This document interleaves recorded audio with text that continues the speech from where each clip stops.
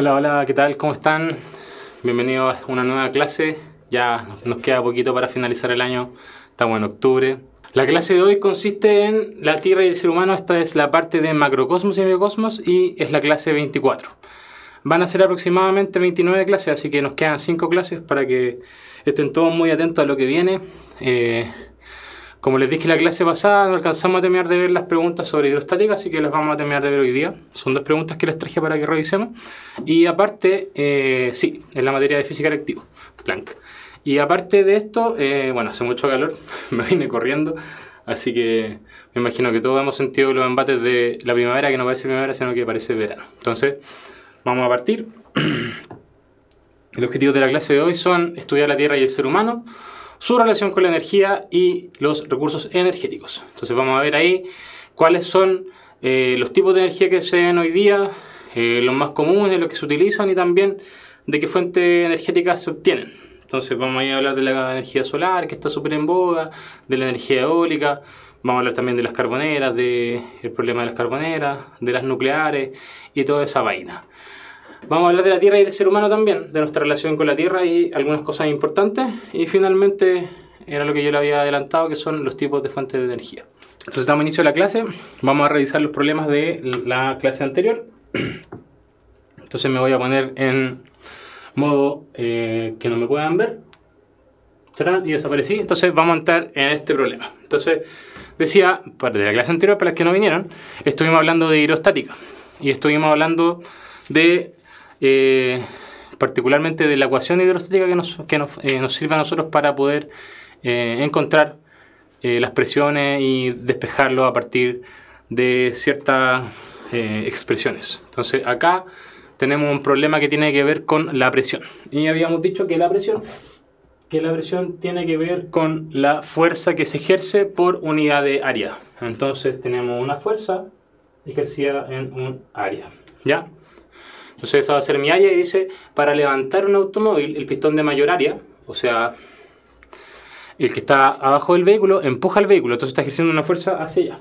Mientras que el de menor área se encuentra sometido a la fuerza F aplicada, tal como se muestra en la figura. Entonces sabemos que la presión, por lo que sabíamos de la hidrostática, se mantiene. Entonces, ¿por qué el pistón de menor área debe recorrer una distancia mayor que el otro? ¿Por qué el pistón de menor área debe recorrer una distancia mayor que el otro? ¿A alguien se le ocurre una idea de por qué tiene que ser así? ¿Me explique, por favor? O que lo pueda escribir. Entonces dice, las alternativas son: para realizar un mayor trabajo sobre el automóvil. B, porque el pistón menor recibe una mayor presión. Según nosotros, la presión se mantiene a través de todo el líquido, entonces no sería la B. C, porque el trabajo realizado para desplazar el líquido en ambas columnas es el mismo, ¿ya? D, porque este pistón se aplica una fuerza mayor que el peso del automóvil, es decir, en este pistón se está aplicando una fuerza más grande para poder mover el automóvil. Y E, por el principio de Arquímedes. El principio de Arquímedes nos hablaba sobre desplazar la misma cantidad de volumen de líquido. Entonces, ¿cuál creen ustedes que va a ser la alternativa correcta? Pueden empezar a anotar sus opciones. Ya el bosón de Higgs anotó que para él la alternativa correcta es la C.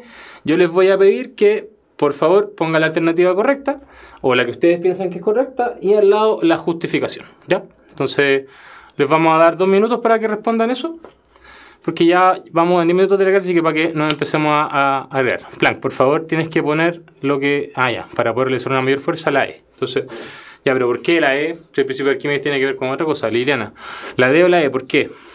Justifiquen su respuesta para poder yo empezar aquí a conversar acerca de esto. Ya, entonces, ¿qué está pasando? ¿Qué se desplaza?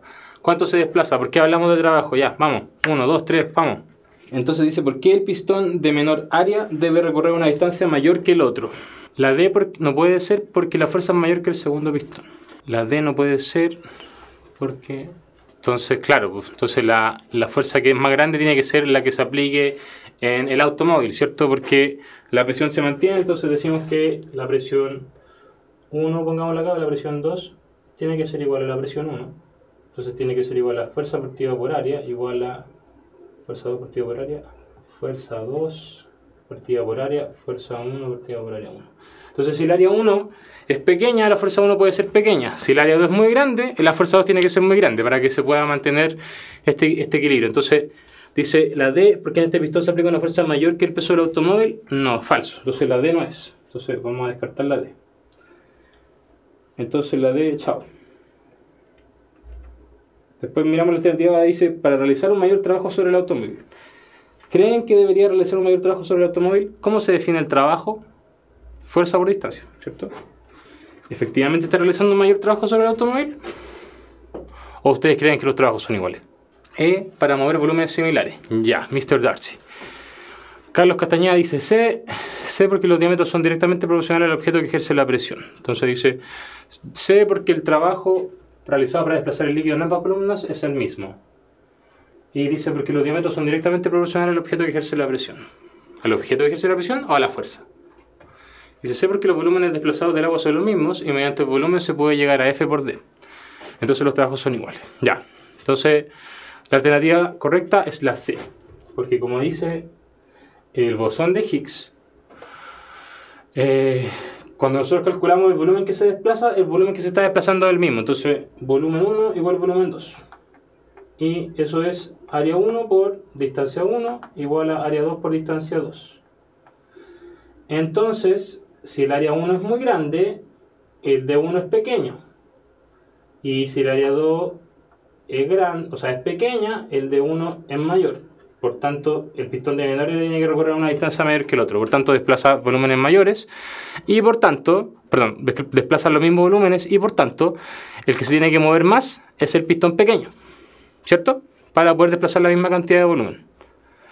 Entonces, como el trabajo realizado para desplazar el líquido en ambas columnas es el mismo, tenemos que suceder eso. Entonces, la alternativa correcta es la C. Ya, siguiente pregunta. Un fluido ideal circula por una tubería con reducción.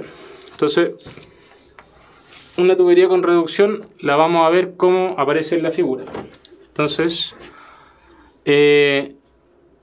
esta figura, si ustedes pueden ver, hay una tubería un poco más grande con una velocidad 1 pasando el agua o el fluido, y esta tubería se angosta y nos queda el agua pasando con velocidad 2. Y que tiene que ver con el radio 2. Entonces aquí nosotros vamos a tener cierta relación, ¿cierto? Y yo quiero saber cuál es esa relación. Entonces, cuando yo hablo de V1 y V2, tenemos las velocidades del fluido. Entonces tenemos que establecer una relación entre los radios y las velocidades. Entonces, ¿a alguien se le ocurre cómo puede ser eso? ¿A alguien se le ocurre cómo se puede hacer este ejercicio? Piensa que aquí la altura no cambia, por ejemplo. Entonces se mantiene. Entonces la componente ρGH que tenían en la ecuación de continuidad ya no está. Entonces la parte asociada a la altura ya no está. ¿Qué otra cosa más pueden ver? Las velocidades son distintas, ¿cierto? Entonces va a aparecer quizá una velocidad al cuadrado. O quizá no. ¿Qué más pueden ver? Hay un área entonces acá. Entonces hay algo ahí que está pasando, ¿cierto? Algo está pasando con el área y con la fuerza, o con las velocidades. ¿A alguien se le ocurre cuál es la alternativa correcta y por qué?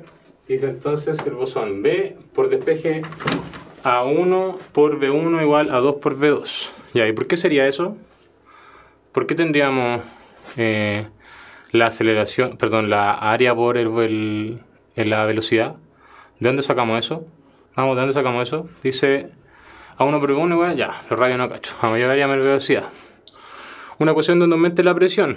Ya, entonces todos tienen más o menos como la noción de cómo se hace el tema. Ya, entonces nosotros sabíamos que los caudales se tienen que mantener, ¿cierto? O sea, el volumen desplazado por unidad de tiempo se tiene que mantener. Entonces habíamos dicho que el caudal se escribía como caudal igual a delta de volumen partido por delta de tiempo. Ese B es volumen.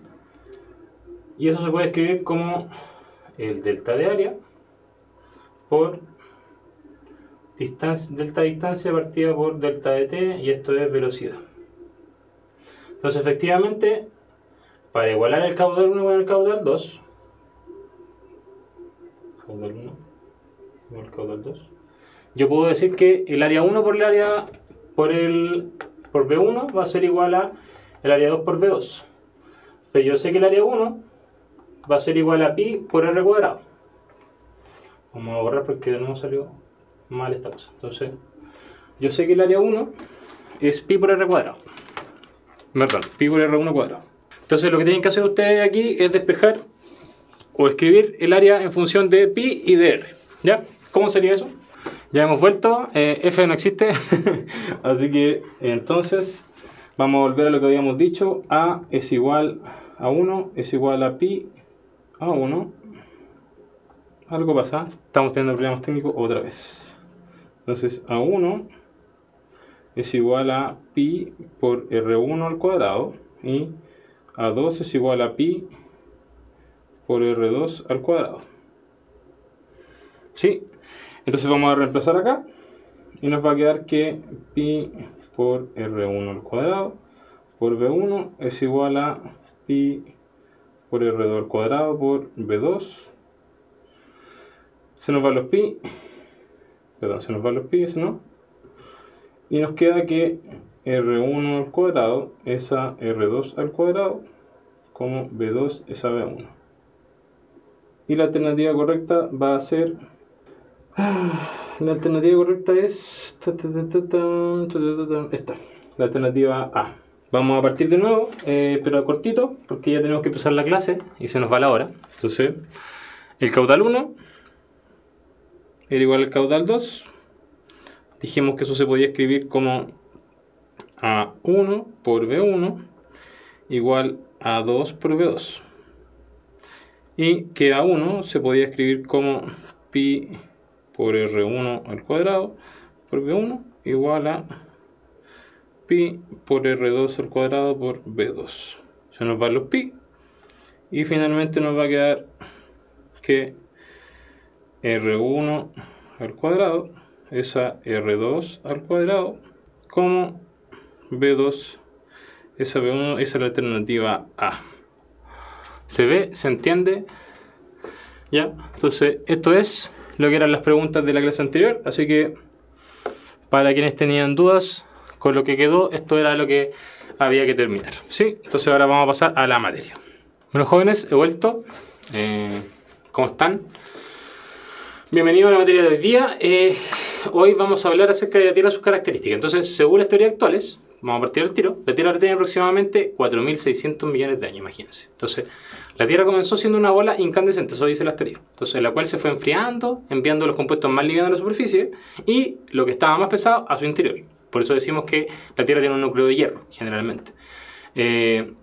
Además, este proceso se tardó millones de años en formarse. O sea, para que la Tierra, por ejemplo, ya tuviese los océanos que tiene, la atmósfera que tiene, primero hubo una atmósfera primitiva, de la cual se avanzó a los elementos que tenemos hoy día. La composición de la atmósfera hace muchos millones de años era muy diferente a la que existe hoy día. Y de a poco aparecieron las plantas, y una vez que aparecieron las plantas empezaron a generar oxígeno. Digamos, se comieron esta atmósfera primitiva donde había mucha abundancia de carbono, y empezó a haber oxígeno, y eso permitió la vida en el planeta como la conocemos. Sí, esa es la Tierra. Dice, la parte superior de la Tierra se continuó enfriando hasta que el vapor de agua existente dio origen a los océanos a partir de las precipitaciones. Y estas condiciones atmosféricas que generaron grandes cambios en nuestro planeta y la aparición de la vida.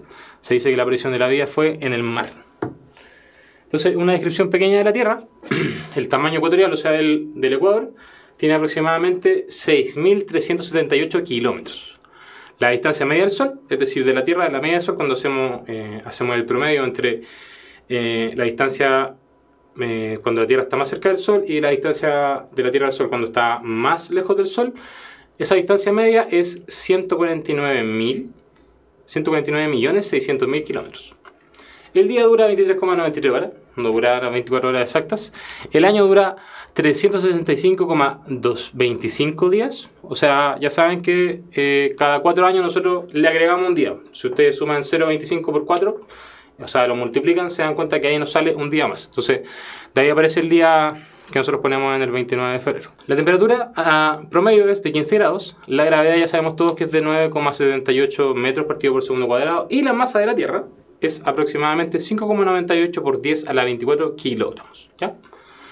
que es lo mismo que decir 5,98 por 10 a la 21 toneladas. Recuerden que ahí nos sale un 1000 y lo podemos despejar para que podamos encontrar la tonelada. Entonces, sabemos que la Tierra tiene una inclinación axial porque tiene un eje que se llama eje de precesión, que hace un movimiento más o menos así. O sea, la Tierra no gira perfectamente, sino que tiene un pequeño ángulo con el cual está como girando así.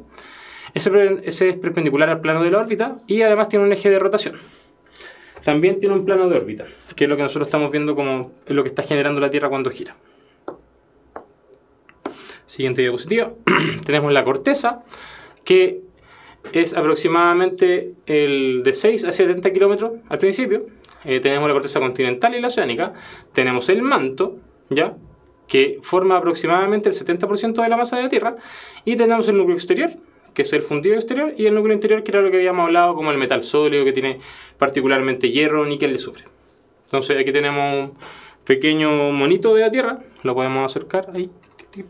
Entonces nos damos cuenta que hay una corteza al principio, después viene el manto superior, la zona de transición, el manto inferior, núcleo exterior, núcleo interno, la atmósfera y la hidrosfera, que tiene que ver con los mares y el agua, ¿ya? Volvemos entonces, siguiente diapositiva. Tenemos también la magnetosfera. Entonces, la alta temperatura que alcanza el núcleo exterior llega a ser mayor que la superficie del Sol. Esta es la magnetosfera, la que nos protege un poco de lo que está generándose alrededor de este planeta, en nuestro universo. Entonces, esto genera que los materiales del núcleo exterior y el manto se desplacen y se presume que estas corrientes convectivas originan la magnetosfera. Entonces, la magnetosfera tiene que ver también con el campo magnético de la Tierra. Entonces tiene que ver un poco ahí con lo que puede interceptar y lo que nos permite en el fondo que no llegue a la Tierra. Y cuando ustedes, por ejemplo, observan fenómenos como la aurora boreal, se pueden dar cuenta de que eso tiene que ver con el campo magnético de la Tierra. Entonces todas las cosas que van o que se dirigen a la Tierra, incluso las radiaciones, son llevadas hacia los núcleos, perdón, hacia los polos. Y en los polos ustedes pueden ver esas manifestaciones de colores que se llaman auroras boreales. Tectónica de placas, esto ya lo habíamos hablado en una fase anterior. Dijimos que la Tierra, para explicar los movimientos que tiene, se mencionó la teoría de la tectónica de placas. En la tectónica de placas lo que sucede es que tenemos diferentes placas, estas chocan y se separan, y eso genera movimientos. Entonces nosotros estamos particularmente arriba de la placa sudamericana, que es la que ustedes pueden ver en color violeta, acá. Y al lado tenemos la otra placa que se llama la placa de Nazca, que tiene un movimiento de subducción sobre la placa sudamericana. Entonces la placa de Nazca se mete por abajo de la placa sudamericana y es la que genera los movimientos y también los volcanes, o el vulcanismo, si lo queremos como generalizar.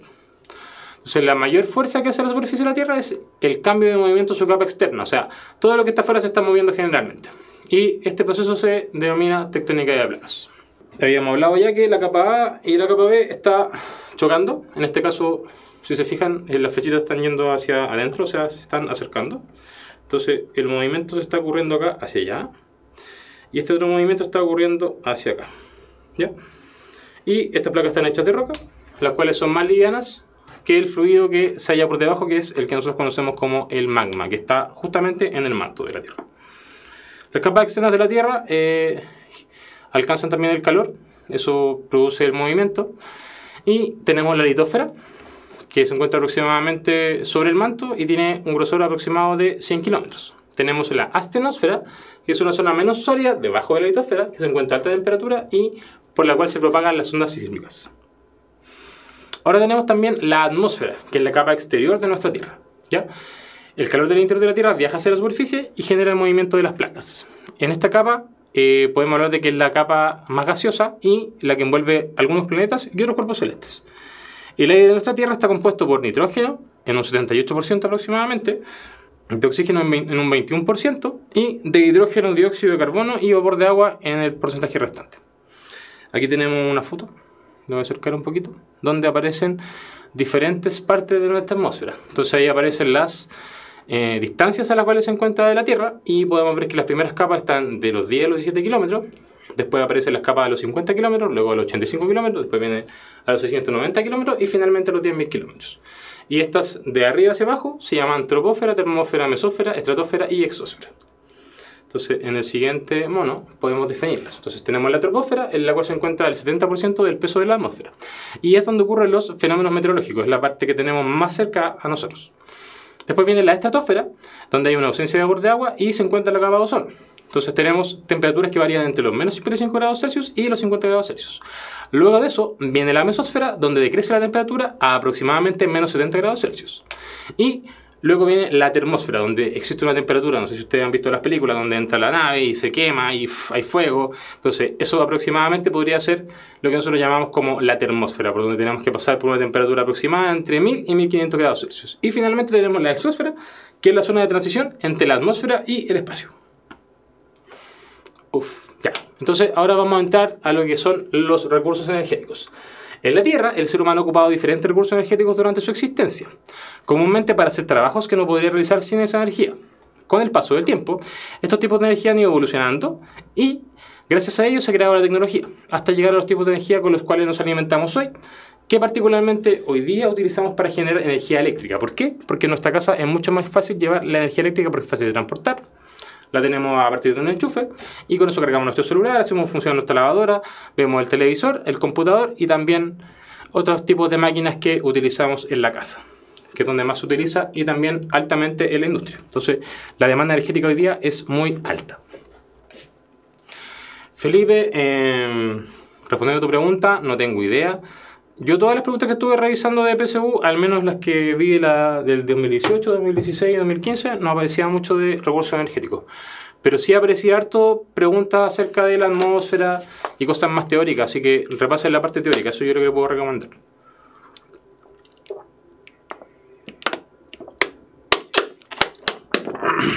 Bueno, partimos entonces con los recursos energéticos. Entonces vamos a hablar de la energía solar. La energía solar es la energía que proviene del Sol. ¡Wow! Si nosotros lo pensamos, particularmente todas nuestras energías o todas las cosas que nosotros ocupamos tienen que ver con el Sol. El viento se genera a partir del Sol porque las masas de aire se mueven a partir de diferencias de temperatura. Por tanto, si el Sol calienta un lugar y hay otro lugar que está más helado, ¡pum!, se mueve el viento. Y eso es generado por la energía solar. También, si nosotros lo pensamos, la energía que nos dan las plantas, la comida, todo eso proviene del Sol. O sea, toda la energía que ellos están utilizando para generar su alimento, el alimento que nosotros después nos comemos, también es energía solar. Entonces, básicamente el Sol es el Padre Sol, nos alimenta y nos da vida. Y efectivamente, la energía que proviene del Sol alimenta toda la vida en este planeta. Y también alimenta las fuentes energéticas. Entonces, hoy día nosotros utilizamos ciertos tipos de energía. Por ejemplo, en el lado izquierdo nosotros tenemos el panel fotovoltaico. ¿Qué es el panel fotovoltaico? Muchos lo confunden con los paneles solares de estos que están acá arriba, que son los paneles para calentar agua. Entonces, este es el panel fotovoltaico, ¿ya? Estos son los calentadores solares.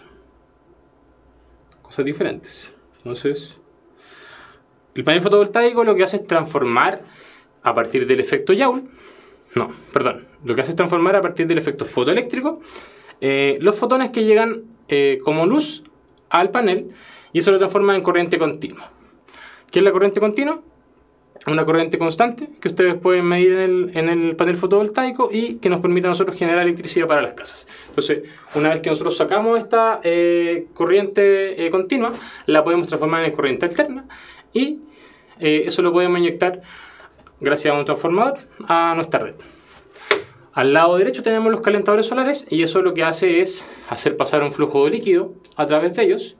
Y gracias a ese flujo líquido y estos tubos de vacío que están funcionando acá, se va a calentar por un efecto que el tubo, al ser de vacío, va a contener la radiación, va a hacer que aumente la temperatura de eso. Y en el tanque que aparece atrás, que ustedes pueden mirar aquí, en este tanque que aparece atrás se va a almacenar el agua caliente y eso después va a estar conectado con el califón, lo que va a hacer que suba un poco más la temperatura y ustedes se puedan duchar con agua caliente. O se puede ocupar en otras aplicaciones. Eso genera energía calórica. Perdón, no genera energía calórica, sino que transporta energía calórica. Entonces, panel fotovoltaico, energía eléctrica. Entonces aquí, electrón. Y esto, calor. ¿Ya? Y esto es el mix de ambos. Calor más energía eléctrica. Entonces, lo que nosotros tenemos abajo es una CSP, que es un concentrador solar parabólico. Hay diferentes tipos, pero este es el que más se está utilizando a nivel mundial. Y lo que está pasando es que todo lo que ustedes ven abajo, que parecen paneles solares, son espejos. Espejos que concentran el calor que están reflejando en un solo punto, es decir, acá arriba. Entonces cada uno de los espejos está mandando un reflejo hacia allá y lo que hacen es calentar este único punto que está en esta torre, y esta torre contiene una serie de sales calientes que se van a empezar, perdón, una serie de sales minerales que se van a empezar a calentar, y gracias a estas sales se va a generar con otro tipo de motor o con un generador energía eléctrica. Entonces se genera calor, con ese calor se calienta una caldera y eso hace generar energía eléctrica. Una verdadera lupa, sí, muchas gracias. Entonces eso es lo que tenemos nosotros de energía solar. Entonces, como ven, hay diferentes tipos, se pueden convertir de diferentes formas y la energía solar da para mucho. Hay energía solar pasiva también en las casas, donde ustedes pueden construir con masa térmica, y eso les va a permitir, por ejemplo, acumular energía calórica durante el día y liberarla durante la noche y mantener mejores temperaturas dentro del hogar. Pero eso ya va a quedar para otra clase o para cuando quieran investigar ustedes un poco más. Energía eólica, como sabíamos ya, dijimos que derivaba también de energía solar. Particularmente hoy día se ocupan molinos eólicos. En la antigüedad se ocupaban también molinos para moler trigo y eso también utilizaba la energía del viento. Y hoy día se utiliza la energía eólica para generar electricidad. Si ustedes van al norte hoy día y también si van hacia el sur o también acá cerca de la sexta región, se pueden dar cuenta de que hay varias centrales instaladas. La mayoría no supera los 100 megas, si no me equivoco, los 100 megawatts de instalación. Y estas torres son unas torres gigantes, o sea, cada uno de estos puede producir aproximadamente 1 mega, incluso algunos pueden producir 2 megas, y eso es bastante energía, si ustedes lo piensan. Digamos, el diámetro del tubo donde está instalada digamos, el palo donde está instalada este molino eólico mide aproximadamente unos 10 metros de diámetro. Entonces son cosas grandes así, y se siente el ruido cuando ustedes están escuchando eso. Entonces esa es la energía eólica y viene a partir del viento. Exactamente, es como una antena satelital gigante. Tenemos también energía hidroeléctrica. Muchos de ustedes escucharon hablar de Hidrogen, también escucharon hablar del Alto Maipo. Hay proyectos como complicados de los cuales podemos hablar. Alto Maipo la vendió como que iba a ser un proyecto que iba a ser una central de pasada. Una central de pasada se define como una central donde yo, a partir de una bocatoma, que es la entrada del agua, capturo el agua, la turbino a partir de unas turbinas que generan electricidad y se devuelve el agua unos kilómetros más allá. ¿Qué hizo Alto Maipo? Tomó toda esa agua, la sacó por la bocatoma, la entubó aproximadamente 17 kilómetros y la volvió a devolver un poco más abajo. Eso tiene graves afecciones al medio ambiente. O sea, si ustedes le quitan el cauce de agua a un lugar que se está alimentando, que está alimentando árboles, que está alimentando vida, si lo quieren ver así, lo que va a pasar finalmente es que no van a tener agua en esos lugares, y ese ciclo que se está retroalimentando, donde los árboles y también las plantas guardan ese agua y permiten que otros seres vivos vivan de eso, ya no existe. Entonces, cuando ustedes les digan que van a hacer un proyecto de hidroeléctrica de pasada, fíjense muy bien en eso. Hoy día somos nosotros los responsables y los ciudadanos muy responsables de que esas cosas dejen de pasar. Lo que tiene un poco más abajo es una central de embalse. ¿Ya? Y una central de embalse, a diferencia de la central hidroeléctrica de pasada, que era la que teníamos arriba. Entonces vamos a notar aquí pasada, y esto es embalse. A diferencia de la que está arriba, la de embalse embalsa agua. Se rompe y se inunda un sector y esa agua se turbina cuando se requiere. Entonces, si falta energía, se prende la turbina y se deja caer agua y se turbina esa agua, y esa decisión va a depender si es que cuáles son las probabilidades de que llueva mañana o de que no llueva mañana. El chat está desconectado, experimento está conectado ya. Energía generada a partir de biomasa. Esta es bien interesante porque intenta ocupar los restos vegetales y también los restos de la deforestación también, o también de todo lo que pueda utilizarse como biomasa, o sea, restos de animales, restos de fecas de animales, por ejemplo, lo que se saca de los terrenos agrícolas una vez que se cosecha, también el tema de la madera, o sea, todo eso es biomasa. Y nosotros lo podemos utilizar a partir de energía de un reactor.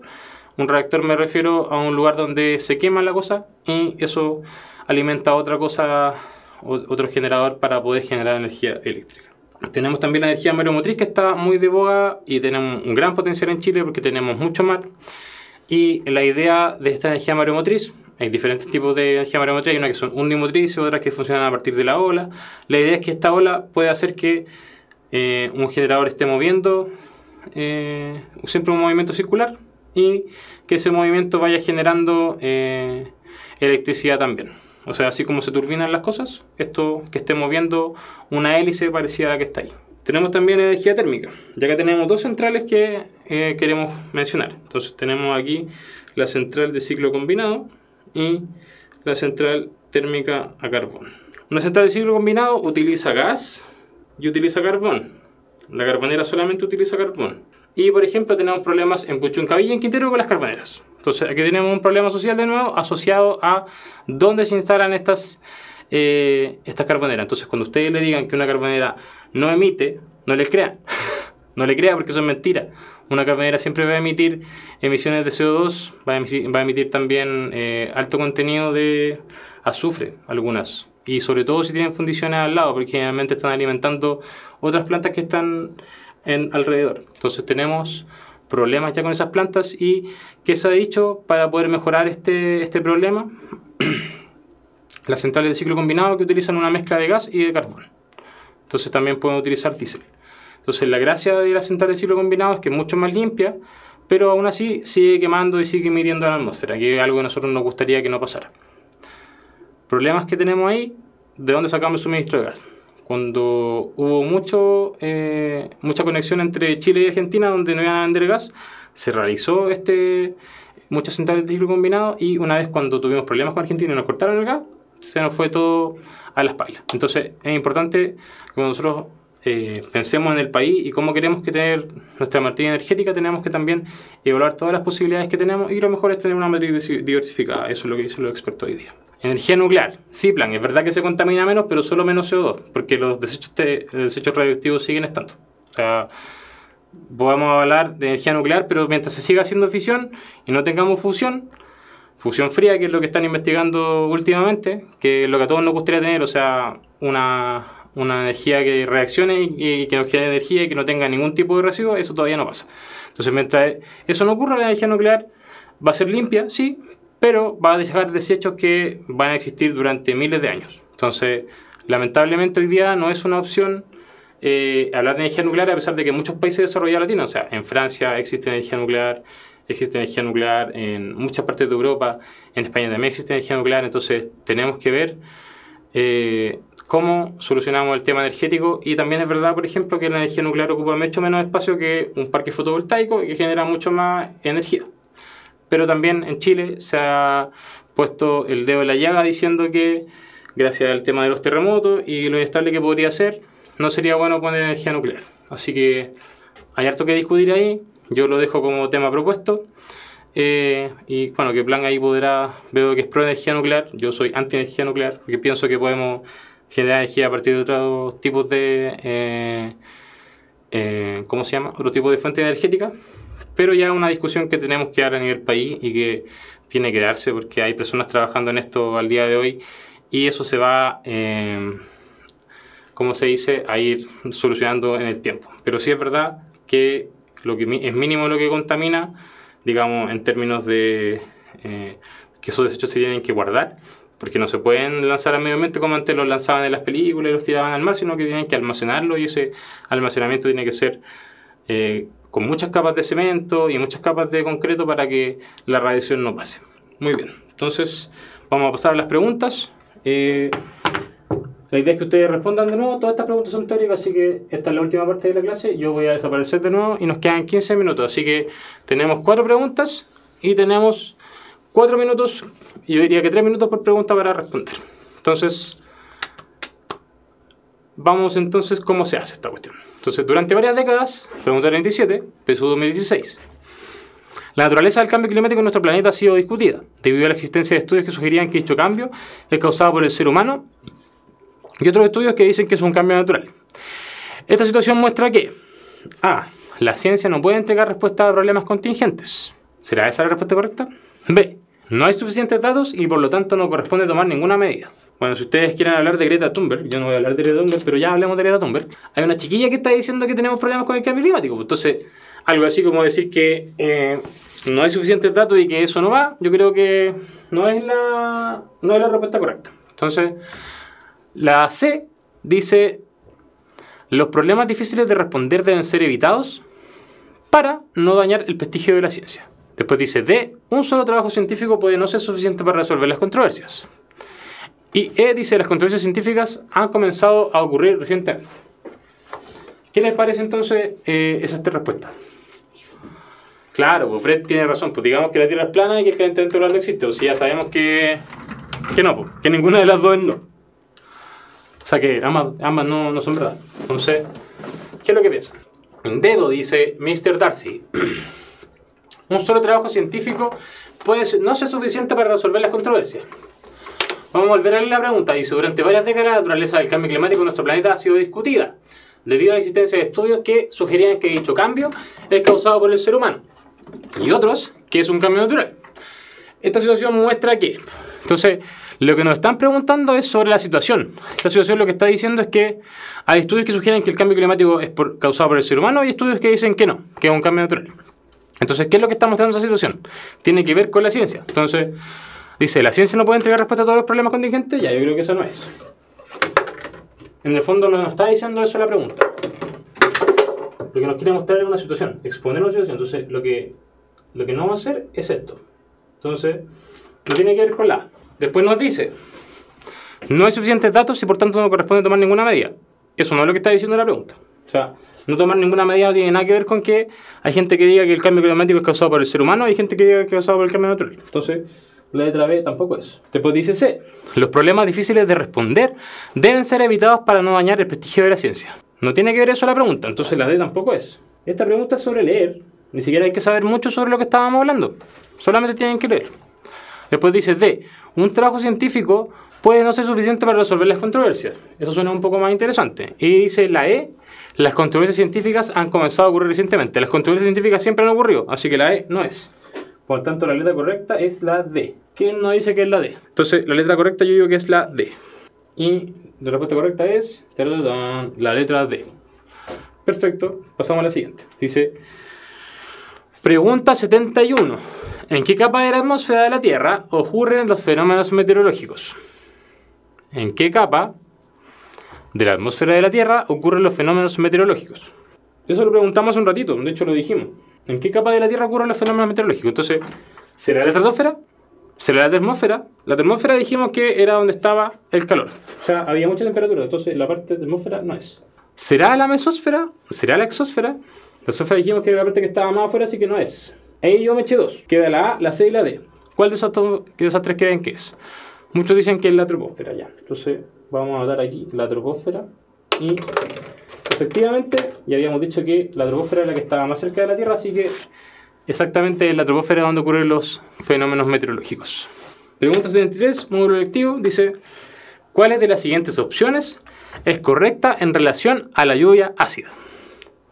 A: es un proceso cíclico que se revierte de manera natural. B: es un proceso que se relaciona directamente con los ciclos solares. C: la acción humana puede incidir en la frecuencia con que ocurre. D: la generación de electricidad en centrales térmicas no influye en ella. Y E: es un proceso independiente de la emisión de gases a la atmósfera. Entonces, la lluvia ácida no es un proceso natural. Entonces, ¿por qué creen ustedes que no es un proceso natural? Porque la lluvia ácida se genera a partir de los componentes tóxicos que nosotros emitimos a la atmósfera. Por tanto, no es un proceso cíclico, no es un proceso que se revierte de manera natural, por tanto la letra A no es. Entonces eliminamos la letra A. Después dice B: es un proceso que se relaciona directamente con los ciclos solares, no tiene nada que ver el Sol con la lluvia ácida, así que B, chao. Algunos dijeron que E es un proceso independiente de la emisión de gases de la atmósfera. Falso, porque efectivamente la lluvia ácida tiene que ver con la emisión de gases de la atmósfera, entonces la E no puede ser. Y nos queda la C y la D. Y la D dice: la generación de electricidad en centrales térmicas no influye en ella. Justo hablamos recién de que las centrales térmicas emiten CO2, emiten otros componentes tóxicos. Por tanto, si estamos hablando de que las emisiones tienen que ver con la lluvia ácida, no podemos decir que la generación de electricidad en centrales térmicas no influye.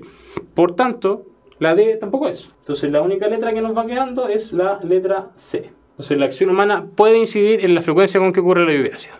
O sea, podemos incidir en que ocurra con mayor o menor medida porque depende también de las emisiones que nosotros hacemos. Por tanto, la letra correcta es la C. Ya. Pregunta final. Pregunta final. El albedo se define como la relación entre la energía reflejada por una superficie y la energía incidente en ella, E sub I. Entonces, entre E sub R y E sub I. Es decir, E sub R dividido E sub I. O sea, la energía recibida, o sea, la reflejada, dividida la energía incidente en una superficie. Al respecto, ¿cuál de los siguientes factores es el que genera un mayor aumento del albedo en una determinada área de tierra? Entonces estamos diciendo que el albedo era, o sea, si decimos que aumenta el albedo significa que refleja más, ¿cierto? O sea que absorbe menos. Entonces dice A, las nubes de baja densidad, B, la deforestación progresiva, C, los agentes contaminantes, D, la cobertura de superficies con nieve y E, las partículas de polvo en suspensión.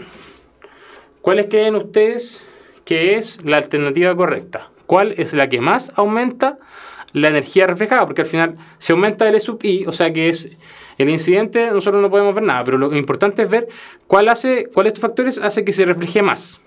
Estamos analizando una división. Por tanto, para yo poder analizar una división, miro el numerador y digo, ok, ¿qué está pasando?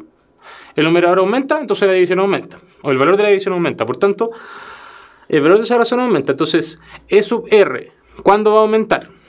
Cuando las nubes son de baja densidad, cuando la deforestación es progresiva, cuando existen agentes contaminantes, cuando la cobertura de superficie está hecha con nieve, o finalmente, cuando las partículas de polvo están en suspensión. ¿Cuándo creen ustedes que esos factores generan un mayor aumento del albedo en una determinada área de tierra?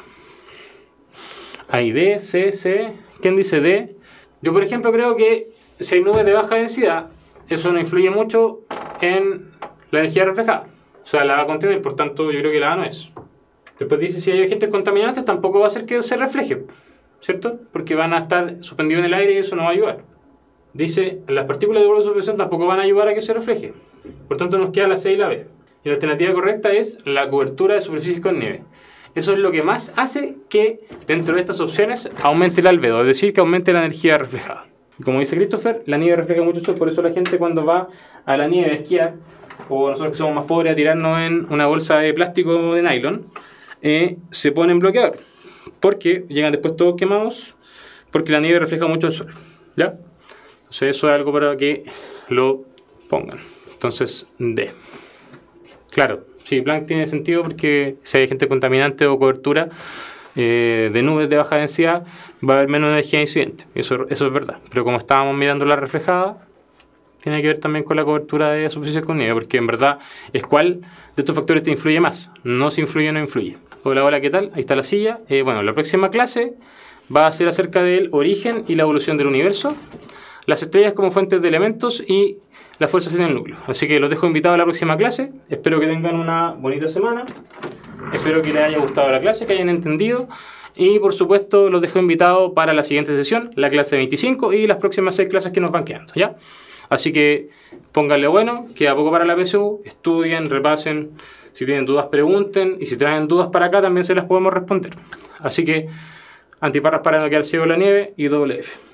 Que les vaya muy bien. Esta es la bibliografía, pueden revisar en classroom.tv y acerca de la Tierra del ser humano. Así que muchas gracias.